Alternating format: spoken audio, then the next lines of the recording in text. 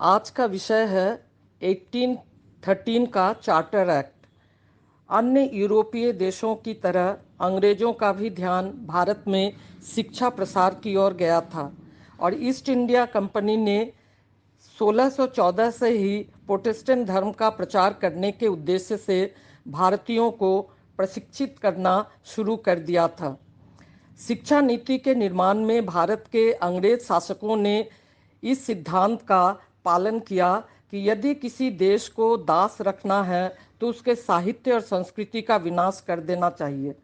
लेकिन 1698 में भारत की अंग्रेज बस्तियों में पाठशालाओं की स्थापना कर भारत में अंग्रेजी शिक्षा का सूत्रपात भी किया गया।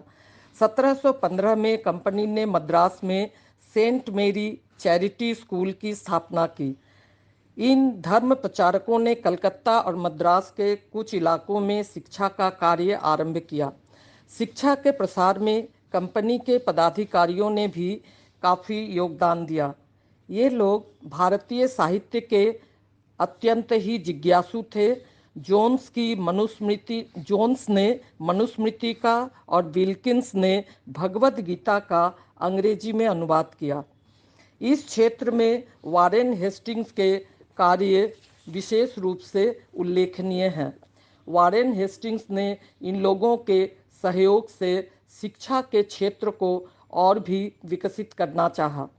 1784 में सर विलियम जोन्स ने, जो कलकत्ता में सुप्रीम कोर्ट के न्यायाधीश थे, वारेन हेस्टिंग्स की सहायता से कलकत्ता में royal asiatic society of Bengal की स्थापना की।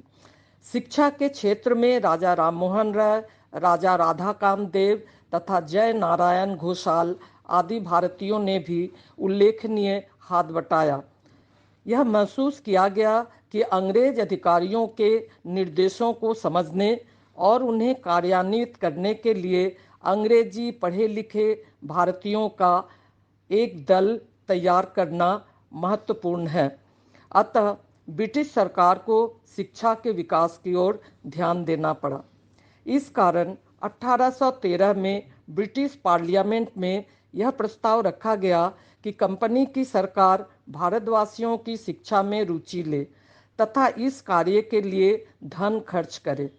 कंपनी के संचालकों द्वारा विरोध किए जाने के बाद भी ब्रिटिश संसद ने 1813 में एक आज्ञा पत्र पास कर दिया, जिसके अनुसार ईसाई पादरियों को भारत में धर्म प्रचार की स्वतंत्रता दी गई और शिक्षा को कंपनी का आवश्यक कर्तव्य मानते हुए एक धारा में यह बतलाया गया कि कम से कम 1 लाख रुपए की राशि अलग रख दी जाए तथा भारत के ब्रिटिश प्रदेशों में साहित्य के पुनरुद्धार एवं सुधार में तथा वैज्ञानिक ज्ञान के प्रारंभ एवं वृद्धि के लिए यह खर्च की जाए।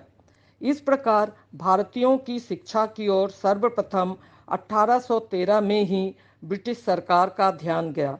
1813 के चार्टर एक्ट द्वारा हर एक वर्ष शिक्षा पर खर्च होने वाली 1 लाख रुपए की धनराशि एकत्रित होती गई।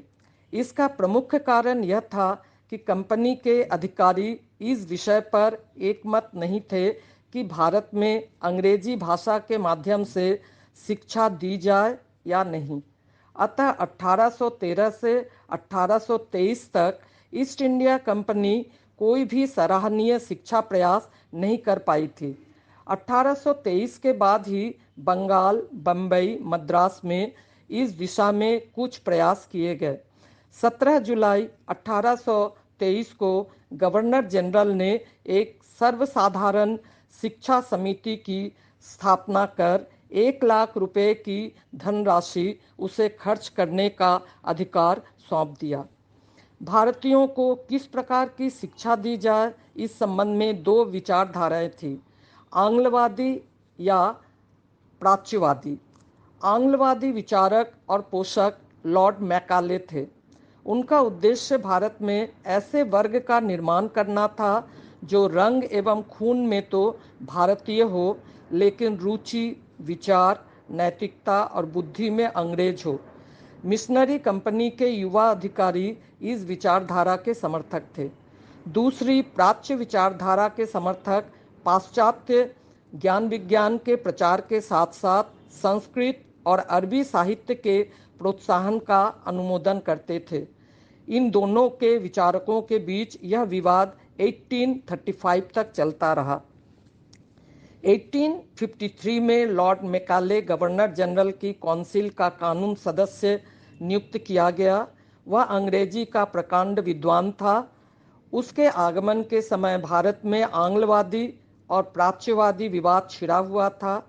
उस समय governor general Lord William Bentinck ने मैकाले को सर्वसाधारण शिक्षा समिति का अध्यक्ष नियुक्त कर दिया। लॉर्ड मैकाले ने गवर्नर जनरल की काउंसिल के समक्ष अपना विवरण प्रस्तुत कर उसमें प्राच्य साहित्य शिक्षा का खंडन कर अंग्रेजी माध्यम द्वारा पाश्चात्य साहित्य और विज्ञान की शिक्षा का समर्थन किया। इस प्रकार भारतीय शिक्षा के संबंध में सर्वसाधारण शिक्षा समिति का उपयुक्त निर्णय लागू हो गया।